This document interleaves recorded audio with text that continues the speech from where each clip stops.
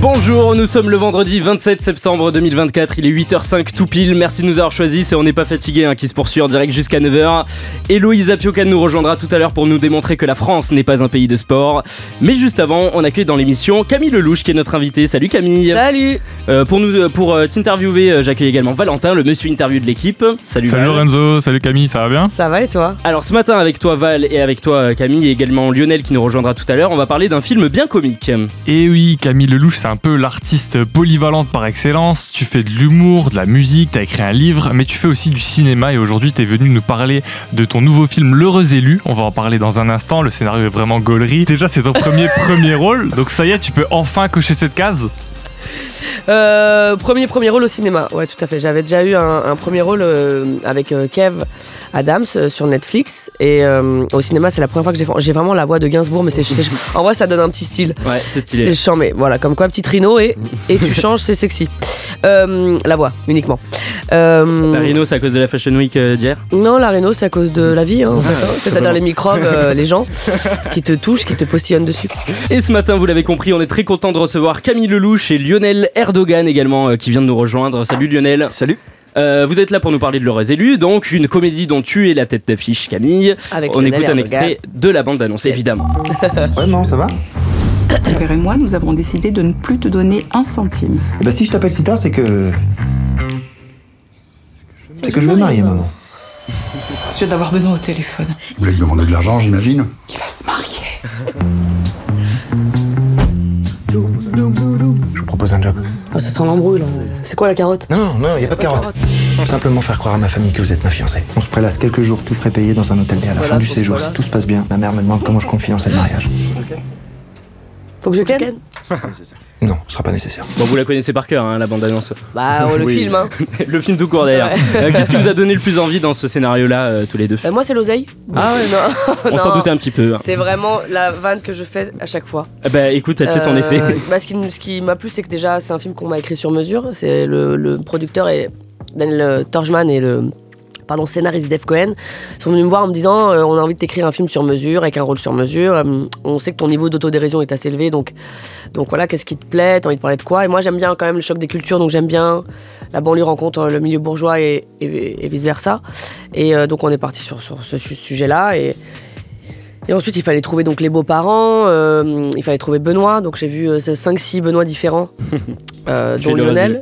Également. Et il est également l'heureux élu, c'est vrai. Et ça a été tout de suite assez clair pour nous, par son talent, sa générosité. Il était tout de suite, on était très connectés dans le jeu, c'était généreux, il m'écoutait, je l'écoutais, enfin, ça a marché tout de suite. Et toi Lionel, qu'est-ce qui t'a le plus plu dans ce scénario-là? L'oseille aussi. Non, Ça vous fait un point commun. exactement. L'énergie qu'on ressent en voyant le film, on le ressent direct en voyant le scénario, c'est-à-dire que c'est une succession de ça avance, toutes les scènes avancent, il n'y a pas une scène où on se dit ah oui ok pourquoi elle est là, non c'est une scène qui fait avancer une autre et qui annonce une autre et vraiment on se dit le film se termine et on se dit ok c'est déjà terminé et c'est ce que j'ai déjà dit, mais c'est vrai qu'il y a une énergie camillesque dans le film quoi. C'est mon petit mot à moi. Voilà exactement, Je pourrais pas le dire c'est un sur nouveau ça. genre. c'est très péchu. Mais j'aime bien camillesque, en vrai je trouve ça Petite chic. fierté quoi. Bah, c'est mignon qu'il m'invente un mot, je pourrais jamais le dire, mais en tout cas camillesque, je trouve ça cool quoi. Et comment ça se passe justement quand tu dis c'est un film sur mesure? Parce que une fois que tu avais dit un peu de quoi tu voulais parler, que tu avais donné des orientations, est-ce qu'on t'écrit un peu les dialogues ou est-ce que Bien sûr, toi tu arrives et tu dis non, moi je veux mettre ma patte, je veux qu'il y ait telle vanne, telle Quoi vanne, qu'il arrive, telle je vanne. mets ma patte, mais effectivement, en fait, Dave Cohen, le scénariste, arrive avec un scénario. Déjà, il arrive avec 30-40 pages. On voit là ce qu'on peut faire. Après, il augmente et ensuite, il finit tout le scénario. Et ensuite, moi, j'ai retouché beaucoup de choses. Pour tout le film déjà, mais surtout pour mon personnage. Et ensuite, il y a Faisal Yaya Berruguet, qui est un auteur aussi qui est sur le film, quand les dialogues sont arrivés, il a rajouté pas mal de grosses punchlines qu'on voit dans le film. Et puis il y a Franck Belloc, le réalisateur, qui ensuite est passé en script doctoring, donc il est repassé sur tous les dialogues, un peu la structure aussi du film. On a beaucoup travaillé, on a bossé pendant plusieurs jours avec même le producteur, et puis ensuite on a fait lire et le film est maintenant sorti aujourd'hui. T'étais toujours client de l'humour de Camille pendant l'écriture, Lionel?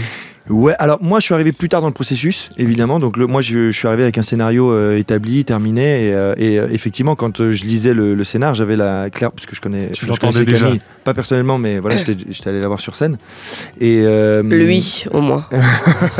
et du coup, effectivement, j'avais le son de Camille dans mes oreilles en lisant le film. Ouais, t'avais donc, ma voix, j'imagine les mélodies un peu de. ouais, Pas comme aujourd'hui avec la Rhino, mais en tout cas. En tout cas, dans ce film, donc vous partagez l'affiche avec des gros noms. Il y a Gérard Darmon, il y a Michel Larocque. Mais c'est clairement toi la star du film. C'est toi qui as le premier rôle. C'est sur toi que les vannes reposent. Est-ce que dans cette situation, tu te sens un peu responsable du succès ou non du film? Est-ce que ça met une pression Moi, je me sens pas responsable dans le sens où on a fait un très beau film. On a beaucoup ri. Il y a des beaux moments d'émotion. Et tu vois, je viens de passer 3 mois et demi en tournée avec Lionel. On a fait la tournée des salles pleines, avant-première avec tous les âges, genre 6 ans, 90 ans. Tous les milieux sociaux, toutes les religions, toutes les cultures, toutes les orientations sexuelles. Enfin, tu vois, on avait tout le monde. Et je me dis, bon, c'est quand même plutôt bien, tu vois. Et en vrai, on rigole. En vrai, c'est une comédie où tu sais, t'as pas tout dans la bande-annonce, où tu dis, oh, on me vend tout là, et après je vais regarder le film, je vais me faire chier. Il y a vraiment même pas le 10e. Franchement, tu vas voir le film, et c'est rythmé du début à la fin. Et en plus, l'avantage, c'est qu'on est comme une troupe de théâtre. Il y a que des duos, tu vois, dans le film. Et c'est que des gens très forts, parce que la responsabilité, nous on est fiers, il n'y a pas de regret, tu vois, les gens vont rire quand ils vont le voir, tu vois, mais le seul truc c'est que ça dépend plus de nous, tu vois, c'est le bébé, on l'a livré, voilà, c'est évidemment qu'il y a une angoisse, on veut que ça marche, tu vois, mais je pense que le rire ça rassemble quand même pas mal, donc le but c'est que allez-y vraiment. Allez-y. Faites-nous je pense kiffer. qu'on l'a un peu compris avec la bande-annonce, mais pour résumer un peu le pitch du film, c'est un mec un peu désespéré, donc toi Lionel, qui pour tromper ses parents et leur soutirer de la thune, leur fait croire qu'il va se marier, il engage son chauffeur Uber, donc toi Camille, comme fausse fiancée. Est-ce que dans la vraie vie, ça vous est déjà arrivé de devoir jouer un rôle comme ça pour couvrir un pote et de se retrouver dans des histoires un peu insensées?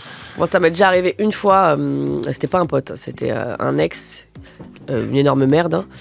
La personne qui m'a fait le plus de mal dans ma vie, je me suis fait passer pour la fille de Claude Lelouch pour qu'il puisse sortir de garde à vue. Pas mal. Yes.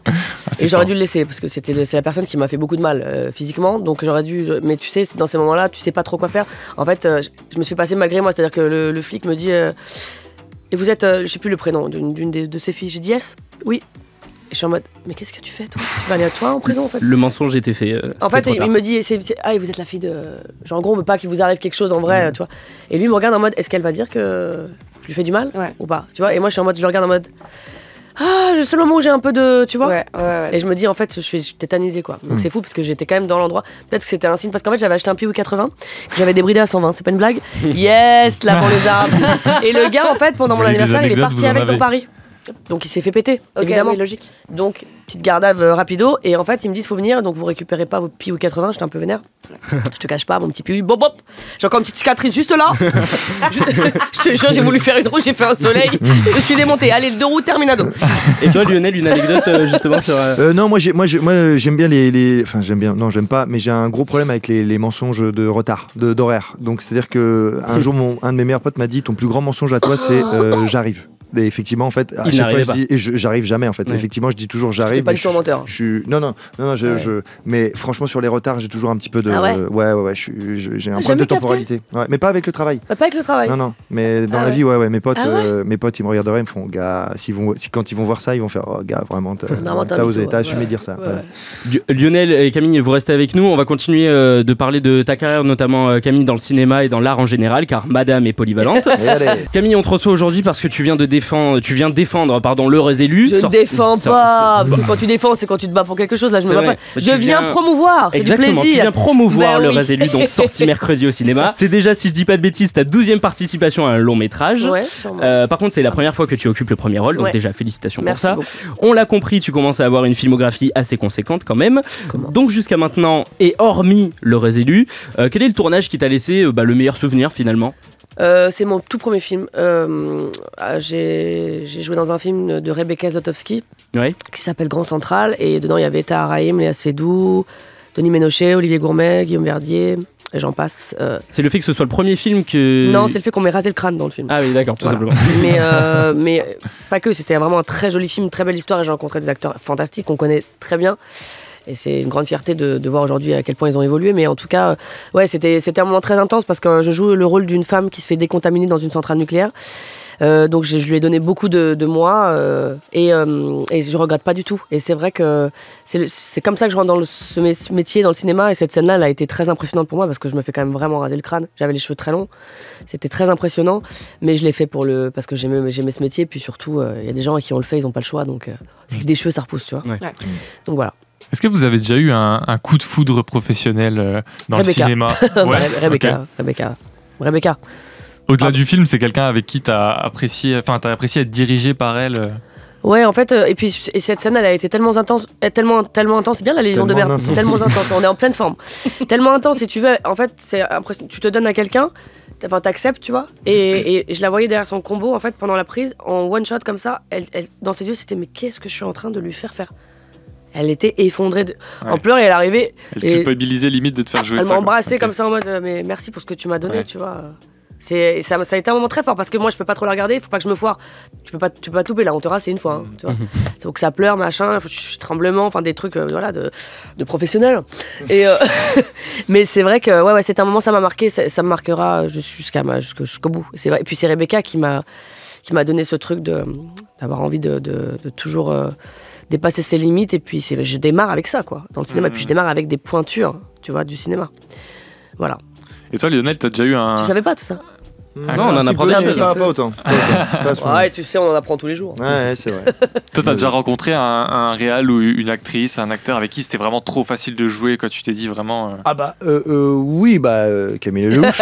Non, voyons. Non, moi j'ai eu la chance de tourner, de faire 4 saisons sur Engrenage. Et effectivement, il y avait une famille d'acteurs et d'actrices assez incroyable. Tu vois, les Thierry Godard, Caroline Proust, Frédéric Bianconi, Audrey Fleurot, Grégory Fitoussi, bon bref, j'en passe. Et du coup, effectivement, quand je démarrais à ce moment-là, tu vois, et j'avais un tout petit rôle au début dedans. Et en fait, tu observes beaucoup ces gens-là bosser. Il y a un naturel, une spontanéité dans leur rôle qui est assez incroyable. Donc vraiment, Engrenage, pour moi, ça m'a vraiment aussi appris mon métier, quoi. Vraiment, très clairement, de voir ces gens bosser, être hyper prêts. On cross-bordait les épisodes. Tu avais 12 épisodes, donc c'était hyper dense. Et à un coup, tu fais une scène de l'épisode 1, après l'épisode 5. Ils savaient toujours où ils étaient. Enfin, franchement, ça m'a appris mon métier en accéléré. Ouais. Okay. Pour revenir à toi, Camille, ta force, elle réside aussi dans ta polyvalence. T'es actrice, tu fais de l'humour, de la musique. D'ailleurs, il me semble que t'as un nouvel album qui est prévu cet hiver. Tu vois comment tu te rattrapes bien? Les nouvelles vont vite. Ouais, au mois de décembre. Au mois de décembre, il y a un single qui sortira au mois d'octobre. Ok. Également. Est-ce que tu veux nous le teaser un peu? À quoi est-ce qu'on peut s'attendre? Pour l'album ou pour l'album? Alors, on me connaît, moi j'aime le rap évidemment, j'aime le R&B, etc. Mais j'aime la variété française, tu vois. J'aime les belles chansons, les chansons à texte. Donc il y aura toujours évidemment des valses, il y aura toujours des chansons à texte évidemment. Mais il y a moins de, pour ainsi dire presque plus, de souffrance. Tu vois, le premier album c'était comme un journal intime, c'était vraiment, j'arrivais sur scène. Ça, quoi. Ah oui, voilà, exactement. Il fallait que j'exulte. Et sur scène, des fois, je pleurais et je devais repartir, bon, pour te dire à quel point c'était quand même intense. Et là, il y a des influences très orientales, à flamenco, un peu gitane, tu vois, il y a un peu cette énergie-là. J'ai beaucoup plus de vrais instruments que j'ai enregistrés dans l'album. Donc piano toujours évidemment, mais là il y a du violoncelle, il y a de la basse, il y a de la guitare. C'est un joueur de flamenco qui accompagnait des artistes de musique catalane, gitane, tu vois, pendant très très longtemps. Donc il y a une couleur qui est assez belle. Et ouais, franchement, je suis assez fière. Il y a évidemment toujours une influence R&B. Tu vois, c'est vraiment variété R&B et ces sonorités un petit peu, je te dis, hispaniques et orientales, voilà. Camille Lelouch et Lionel Erdogan sont nos invités ce matin. Vous êtes encore avec nous pour quelques minutes. On vient d'en parler. Camille, tu es une artiste hyper polyvalente et depuis bientôt 2 ans, tu as aussi enfilé une autre casquette, celle de maman. D'ailleurs, la Miss Tinguette a fait sa première rentrée à la crèche il y a quelques jours et ça t'a un petit peu désarçonné. On écoute. J'ai capté pourquoi on dit adaptation à la crèche, j'ai capté. C'est pas pour les enfants, c'est pour les parents.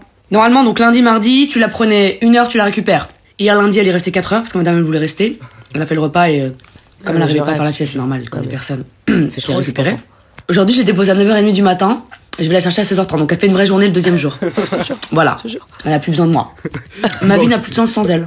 On l'a compris, ça a été difficile de faire sans elle les premiers jours. Est-ce que là, ça va? Tu peux enfin souffler? Tu es plutôt satisfaite? Je commence à m'habituer, mais ça me fait quand même beaucoup de peine parce que tu vois, t'as l'impression quand même de louper des moments. Okay. Mais bon, la crèche, c'est génial pour elle, parce qu'à 2 ans, l'enfant il se fait yesh avec ses parents, même si tu lui fais Montessori, les jeux, les machins, les coloriages et tout, parce qu'il n'y a pas d'écran, donc il faut bien stimuler d'une autre manière.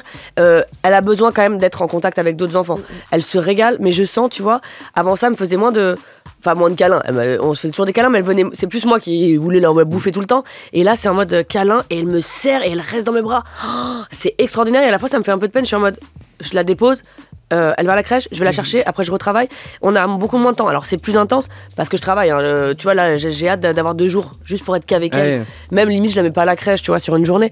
Mais ouais, c'est notre vie. Après, l'avantage, c'est que par exemple, je peux reprendre un peu soin de moi, tu vois, genre aller un peu au sport. Est-ce que j'allais dire, qu'est-ce qui a vraiment changé dans ton quotidien? C'est de pouvoir m'occuper de moi. Voilà. C'est parce qu'en fait, vraiment, pendant 2 ans, j'étais focus sur le travail, que ça, c'est comme d'hab, mais surtout ma fille, quoi. Okay. Je me suis un peu oubliée. Je sentais que le corps, il disait, hey, tu es un flambi, non? Voilà. Ok. Et ça fait du bien aussi de se ressentir femme, tu vois. Ouais. Même d'avoir envie de se trouver un peu jolie, etc. Parce qu'on me voit toujours un peu dégueu, mais c'est ce que j'aime ça, hein. J'aime être naturel, tu vois. Mais ouais, c'est voilà. Est-ce que tu arrives à mettre des cloisons justement entre ta carrière d'artiste et ta vie de famille, de maman? Est-ce que tu arrives à vraiment mettre une coupure entre les deux, ou t'es quand même toujours un peu sur ton téléphone Ah non, pas du tout. Quand je suis avec ma fille, je suis avec ma fille. Non, pas du tout. Ça, c'est ma priorité dans la vie, c'est ma priorité absolue, quoi. Ah non, je travaille pas quand je suis avec elle, sauf si j'ai pas le choix, on m'appelle, mais j'ai pas de. Oui, vas-y. Non. Ouais. Non, pas du tout. Il y a des priorités, quoi. Et est-ce que le fait d'être maman, ça a modifié un peu ta perception de l'art? Est-ce que tu t'es posé la question de ce que tu avais envie de transmettre par ton œuvre? Non, en vrai de vrai, ça m'a surtout apaisé, en fait, d'être maman. Et ça m'a recentré. C'est-à-dire que, tu sais, les artistes, tous, hein, on a des gros égos, des grosses névroses, on est très sur nous, on est, voilà. Et en fait, quand t'as un enfant, tout ça va sur l'enfant. Et c'est très agréable parce que, du coup, toutes tes névroses, tes souffrances, elles sont un peu moins, elles sont moindres, en fait. Ça se dit pas un peu moindres. Elles sont moindres. Et donc, du coup, il y a un truc de, on se laisse complètement, yes? Ok, ça va les gars? Ça tourne, hein, au cas où. Et non, mais comment dirais-je, moi qui suis une nature très traqueuse maladive, tu vois, dès que je sens que je vais, par exemple, je vais tester du van. Oh, ça va le faire ou quoi? Il est 8h. Je vais tester des vannes sur une scène ouverte ou quoi. Avant, j'étais pétrifiée, je me dis, c'est bon, t'as ta fille, t'as accouché, t'as vécu bien pire. Donc, tu vois, j'essaye de toujours relativiser, et du coup, je souffre moins, tu vois, parce que moi, j'ai vraiment, dans le travail, dans ce que je fais, je suis toujours en angoisse, en trac, et là, je me trouve vraiment apaisée, et je retrouve la Camille que j'étais il y a quelques années de... Ça va ma chérie, quoi, tout va bien, tu vois, détends-toi un peu le huc. Moi j'ai pas senti d'angoisse quand je tournais avec toi. Ah, voilà. Pas du tout. Jamais. Du plaisir. Du plaisir, la fatigue, évidemment. Oui, évidemment. Mais je me suis pas trop plaint, enfin, non. Je crois pas. C'est beau, voilà. De la cohésion d'équipe. Ouais. Est-ce que tu as déjà pensé à ce que tu lui diras si jamais elle te dit qu'elle veut être actrice ou chanteuse comme moi? Bien sûr, je lui dirais tu travailles beaucoup. Par contre, tu sais, il y a le truc de le pistonner, c'est les enfants, un truc. Oui, moi, si elle a besoin, bien sûr. Mais pas de soucis. Non, parce qu'il faut arrêter les trucs de. Nous, on a galéré pendant 15 piges, 20 piges. Pour en arriver là, on a construit quelque chose. C'est pas pour pas qu'il y ait d'héritage, quoi, derrière. Non, c'est pas ça, c'est pas pour que tu fasses galérer. Attention, elle a intérêt de talentueux, sinon elle va aller nulle part. Hein. Tu feras autre chose. Elle va travailler. Si elle veut faire ça, elle va travailler parce que c'est dur. Mais il y aura pas de piston. Mais c'est-à-dire que si je peux appeler moi un directeur de casting, dire prends-la pour le casting. Ouais, je le ferai. Ouais. Tu vois, mais c'est juste ce truc-là que peut-être elle aurait pas pu passer le casting, mais passer un casting, ça veut pas dire que tu vas avoir le film. Mais après, ça m'angoisse un peu là ce sujet parce que elle me fait déjà rire. Elle fait rire tout le monde à 2 ans. Déjà, elle faisait rire un peu avant. Elle te vole la vedette, quoi, finalement. Non, mais ça me dérange pas. De toute façon, moi, genre, ça y est. Mais ça, elle chante. Et tu sais, à la crèche, ils me disent, c'est elle qui, au moment de musique, c'est elle qui met l'ambiance. Et donc, elle se la raconte, elle fait A, B, C, D, E, F, G. Je suis en mode, qu'est-ce qu'elle a, celle-là? Genre, tu connais l'alphabet? Vraiment, A, J, J. Et tu la vois, vraiment, tu comprends pas. Je suis assez fière, quoi. Ça y est. Mais bon. T'en as parlé tout à l'heure, t'avais été victime de violences conjugales. Tu encourageais les femmes qui étaient dans cette situation à essayer d'en sortir. Oui, tout à fait. On peut dire comme ça. Elles peuvent et au moment où elles pourront, quoi. Ouais. En ce moment, en fait, je te parle de ça parce qu'on est en train de vivre une actualité qui est extrêmement grave. On vit le procès de l'affaire Gisèle Pelicot. Comment, toi, est-ce que tu vis cette actualité? Est-ce que tu as l'impression qu'on est un peu à une sorte de tournant, que ça va faire switcher un peu les gens là-dessus, quoi? Je te dis très honnêtement, non, c'est un truc qui sera comme ça jusqu'à la nuit des temps. Le seul truc, c'est qu'il faut en parler tout le temps pour que ce soit moindre.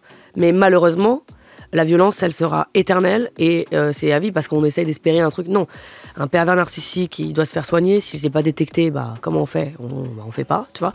Et les gens n'ont pas que ça à faire. Tu vois, j'ai l'impression qu'il y a d'autres priorités quand même. Donc voilà, pareil, quand une femme vient porter plainte, déjà elle a ce courage-là. En général, c'est, tu vois, à 99,9% c'est vrai. Donc, si toi, tu prends pas sa plainte et elle meurt 2 jours après, à un moment donné, bon, il y a quand même, c'est compliqué. Mais je pense qu'il faut juste toujours en parler pour que ce soit moindre. C'est tout. Mais après, voilà, faut en parler. Bah merci, c'est pour ça que je te posais la Honnête, question. Voilà. Merci beaucoup Camille et merci à toi Lionel Erdogan Merci à vous. d'avoir été avec nous ce matin. Je rappelle que vous êtes tous les deux à l'affiche de L'Heureuse Élue qui est en salle depuis mercredi dans tous les ciné de Depuis France. mercredi, effectivement. Exactement, et on vous souhaite beaucoup de succès sur ce film. Merci, c'est gentil. Bonne journée. Merci beaucoup. Bonne journée. Salut.